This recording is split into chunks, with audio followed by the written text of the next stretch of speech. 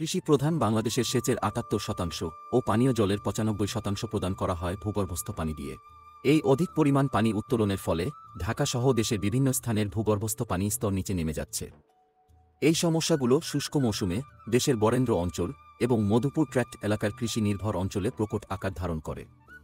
অপরদিকে দক্ষিণাঞ্চলের উপকূলবর্তী এলাকায় শুষ্ক মৌসুমে লবণাক্ততা বৃদ্ধির কারণে ফসল উৎপাদন ব্যাহত হয়, যার কারণে বছরে শুধুমাত্র বর্ষাকালে একবার মাত্র ধান চাষ করা সম্ভব হয়ে থাকে। বর্তমানে বাংলাদেশের বার্ষিক বৃষ্টিপাতের পরিমাণ ২৫৪ সেন্টিমিটার হওয়া সত্ত্বেও সারফেস স্টোরেজ এর অভাবে আমরা বৃষ্টির পানি খুব বেশি সংরক্ষণ করতে পারছি না। কিন্তু বর্ষা মৌসুমের অতিরিক্ত পানি ভূগর্ভস্থ একুইফারে ফিল্টার করে প্রবেশ করিয়ে ভূগর্ভস্থ পানি স্তর বৃদ্ধি করা সম্ভব, যা একুইফার স্টোরেজ অ্যান্ড রিকভারি প্রযুক্তি, সংক্ষেপে ASR নামে পরিচিত।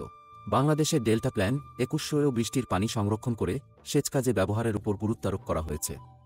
এরই ধারাবাহিকতায় কিছু এনজিও বিদেশি ফান্ডের সহায়তায় বাংলাদেশের কিছু এলাকায় ম্যানেজড অ্যাকুইফার রিচার্জ অবকাঠামো স্থাপন করেছে।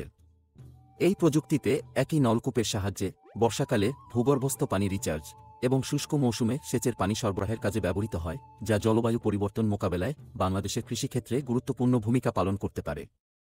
তবে সেজন্য অবশ্যই যথাযথ প্রক্রিয়ার মাধ্যমে এই রিচার্জ প্রক্রিয়াটি মনিটরিং করা প্রয়োজন। এরই ধারাবাহিকতায় কৃষি গবেষণা ফাউন্ডেশন এর অর্থায়নে বুয়েট এবং বিএডিসি যৌথ উদ্যোগে একটি ৩ বছর মেয়াদী ভূগর্ভস্থ পানির পুনরাভরণ প্রক্রিয়া পর্যবেক্ষণ নামক প্রকল্প হাতে নেওয়া হয়। এই প্রকল্পের মূল উদ্দেশ্য ছিল ASR প্রযুক্তির মাধ্যমে জলাবদ্ধ এলাকায় বর্ষাকালে বৃষ্টির পানি ফিল্টার করে একুইফারে প্রবেশ করিয়ে ভূগর্ভস্থ পানির স্তর বাড়ানো এবং শুষ্ক মৌসুমে সেই পানি সেচের কাজে ব্যবহার করা। এই লক্ষ্যে পরীক্ষামূলকভাবে বাংলাদেশের খুলনার দাকো, টাঙ্গাইলের মির্জাপুর, নাটোরের নলডাঙ্গা এবং রাজশাহীর পবা উপজেলাতে ৪টি প্রজেক্ট সাইট চালু করা হয়। শুরুতে আমরা উপস্থিত হয়েছিলাম খুলনার দাকোপ উপজেলায়। আমাদের এখান থেকে আরো ১৫-২০ বছর আগে আমরা লবণ পানিতে বাগদা চিংড়ি চাষ করছি। চাষ করার পরে ১০-১৫ বছরের ভিতরে আমরা অন্য কোনো ফসল লাগাইনি, শুধু আমন ধানই লাগাইছি। একটা ফসলই বরাবর পেয়েছি, কিন্তু দীর্ঘ এই ১৫-২০ বছর কোনো ফসল লাগাইনি। পরে আশেপাশে ২-১ জায়গায় এই বড় ধানের চাষ হয়েছে দেখে আমরা এই ৩ বছর চাষ করছি। লবণাক্ততার কারণে যেখানে বছরে শুধুমাত্র আমন ধান চাষ হতো, এখন সেখানে ASR স্থাপনের ফলে শুষ্ক মৌসুমে বোরো ধানও উৎপাদন সম্ভব হচ্ছে। আমরা আজকে আসছি দাকোপ উপজেলার চাল্লা পৌরসভার ১ নম্বর ওয়ার্ডের খুলিশা গ্রামে, যেখানে আমাদের এই ASR ওয়েলটি অবস্থিত। আমরা এটা পর্যবেক্ষণের জন্য আসছি। এইটা হচ্ছে আমাদের সেই ASR ওয়েল, যেটাকে আমরা বলি। ASR ওয়েলটা আমি চালু করি।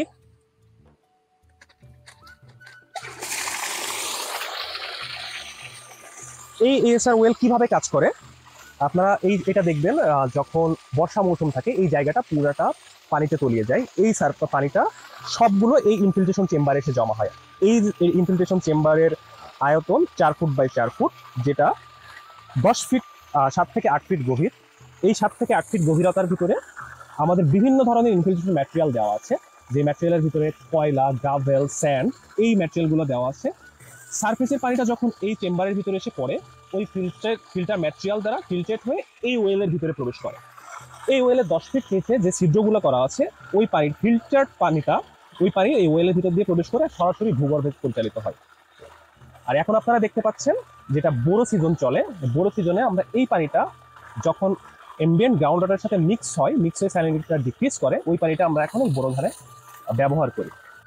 প্রত্যেক সাইটে মনিটরিং করার জন্য অবজারভেশন ওয়েল এবং রেইন গেজ স্থাপন, নিয়মিত পানির ইনফিল্ট্রেশন রেট পরিমাপ করা এবং পানির গুণাগুণ পরীক্ষা করা হয়েছে। এই পানিটা যখন ঢুকে তখন এর গুণাগুণ পরীক্ষা নিরীক্ষা করার জন্য আমরা এটা থেকে ৩ ফুট দূরে এই যে পর্যবেক্ষণ ওয়েল, এটা একটা পর্যবেক্ষণ ওয়েল। এই পর্যবেক্ষণ ওয়েলটা আমরা এখানে স্থাপন করেছি।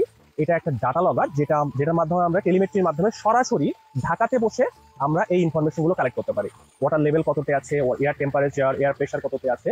এছাড়া এখানে দেখা যাচ্ছে যে রেইন গজ আছে, যেখানে কি পরিমাণ বৃষ্টিপাত হয়, কি পরিমাণ বৃষ্টির পানি এখানে জমা হয়, যেটা ওয়াটার লগের একটা কারণ। সেই পানি এই কতটুকু মেজারমেন্ট হচ্ছে, সেটা আমরা ঢাকাতে বসে এই ডাটা লগারের মাধ্যমে মেজার করতে পারি। আমরা এখন আছি পশুর নদীর পাড়, যেটা আমাদের প্রজেক্টের পাশেই অবস্থিত, এবং তারই অংশ হিসেবে আমরা এই নদীর ইসি নিয়মিতভাবে মেজার করে থাকি। এখন আমরা এই ইসিটা আবারও মেজার করব, দেখবো এখন এই নদীর ইসি কত আছে।